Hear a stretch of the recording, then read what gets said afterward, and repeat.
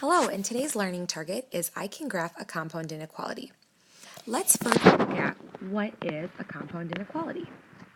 Well, a compound inequality means that two inequalities are joined together with either an and sign or an and symbol and or, the word or. And that will make sense here in just a moment when we go over a couple of examples. But logically, let's talk about what the word and means. And means that both items or both things that happen on both sides of the and sign actually are true. For example, I went to the mall and I bought a coffee. That means that I went to the mall and I got a coffee. It doesn't mean that I went to the mall and went home, right? Or I just bought a coffee. It means that I went to the mall and I bought a coffee. So logically, both things need to be true, or both items need to be true.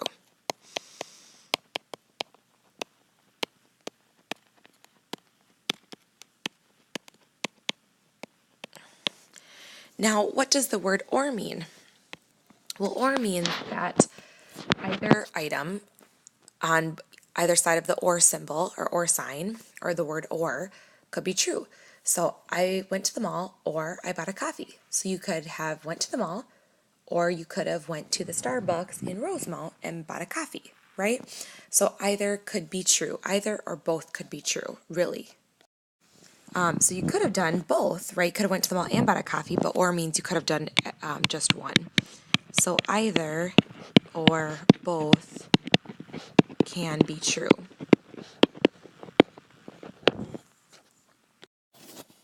So here's an example.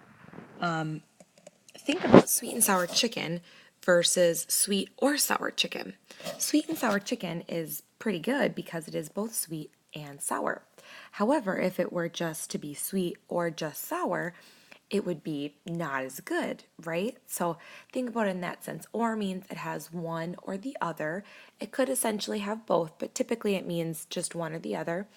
And means that you have both things that follow on both sides of the and statement. So keep that in mind too as we go ahead and look at the following compound inequalities. So let's look here. X is less than 5 and x is greater than -1. So I'm going to graph both of these on the first number line. So I'm going to go ahead and plot just a few points here. -2, -1, 0, whoops, 1, 2, 3, 4, 5. So as we look at this, and I can maybe fit 6 in, x is less than 5. So I have an open circle at 5, shading to the left. X is greater than -1. So I have an open circle at -1, shading to the right. So now on my second graph right here, this one, I want to go ahead and put the overlap, or where I see both x is less than 5 and greater than -1 for my final graph. So where do we see both graphs, where do we see both x is less than 5 and greater than -1? We'll look at where I have red and blue. You know, right here essentially is where they overlap. And I could go ahead if I wanted to, and red and blue together make purple. So I could say the overlap is actually the intersection of the two. So I could go ahead and number my number line. I'll label a few more points here. My stylus is not working again as well as I would hope. And I'll go ahead and put an open circle at 5 and an open circle at -1 and shade in between. And this is where that overlap was that we had graphed both of our inequalities from on graph 1. So again, with an and statement, you should see an overlap between the two inequalities, saying this is where the two inequalities have a common answer, where they both share an answer. All right, let's look at the next example. X is less than or equal to 6, or x is greater than 8. So with an or, we might see a slightly different graph. So I'll go ahead and label. I want to change colors. Here's 5, 6, 7, 8, 9, and then x is less than or equal to 6. So I can have a closed circle shading to the left, and x is greater than 8 shading to the right. And or means one or the other. So what happens with item 1 and item 2? Well, here, we should see a gap. There's a gap right in the middle right there where they don't overlap, where the two don't have anything in common. So when I make my final graph, I'm just going to graph everything that I see, everything that's common between the two inequalities. So that would be, again, 6 and everything less than 6, and then 8 and everything, or just everything greater than 8, so you don't include 8. So that would be my final graph right there. All right, let's look at a few more compound inequality examples. X is greater than -4 and X is less than or equal to 0. Well, let's take a look here. I'm going to first number my number line with -5, -4, -3, -2, -1, 0, and 1. And then I'm going to go ahead and say X is greater than -4, so I'm going to shade to the right. And then X is less than or equal to 0, and shade to the left. And then where do I see a common overlap? Well, I see it right about here between -4 and 0. So I'm going to go ahead and graph that intersection.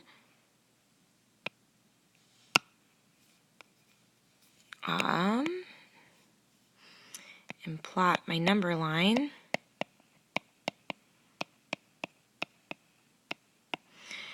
And that will be, I cannot include 4, because that had an open circle, right? Because we don't include -4. But then I can include 0, and then it's everything in between. And again, and statements, you should see an overlap. If you don't, we'll talk about what an example of that looks like. But if they don't have an overlap, there would be no solution. There would be nothing that the two have in common or that would satisfy both of the inequalities. Okay, now I see X is greater than or equal to 2 or X is less than -1. So I'm going to go ahead and number my number line. And I have X is greater than or equal to 2. So I'll graph that, and X is less than -1. So again, with an or statement, I want to graph just everything that I see. And there really shouldn't be an overlap. If there is, we'll talk about what type of example or what solution that would be. That would be all reals. Everything would work because this or that would work, right? And if everything is shaded, everything would be a solution. But anyway, for this example, we see that there's no overlap. So I'm just going to go ahead and graph everything that I see graphed above for my original two inequalities. All right, and then let's move on to the next example. -2 is less than X, which is less than or equal to 3. Okay, so when we see one long inequality like this is an and statement. So I'm going to break this up into two parts. I'm going to break this up into this first inequality, -2 is less than X, and then X is less than or equal to 3. And I'm going to graph those two inequalities. So I'm going to go ahead and label my number line. And then I have a X is greater than -2 if I just rewrite that. So I'll have an open circle shading to the right, and X is less than or equal to 3, filled in circle at 3 shaded to the left. So where I see the overlap is between -2 and 3. So I can say I can have an open circle at 2, a closed circle at 3, and then shading in between. And again, when you have one long inequality, that's an and statement. So you should see an overlap between the two inequalities.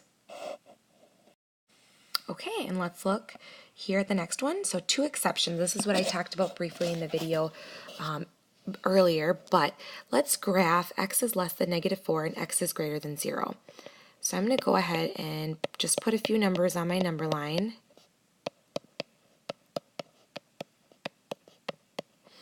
And if I graph X is less than -4, that would look like this, and X is greater than 0. And this is an and statement, but I don't have an overlap, right? So if there is no overlap, I see a gap here between the two inequalities.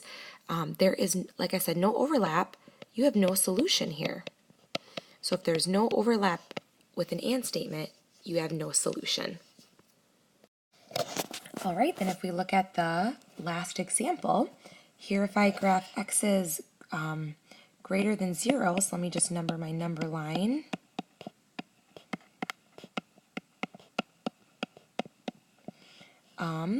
I have x is greater than 0, but less than or equal to 6.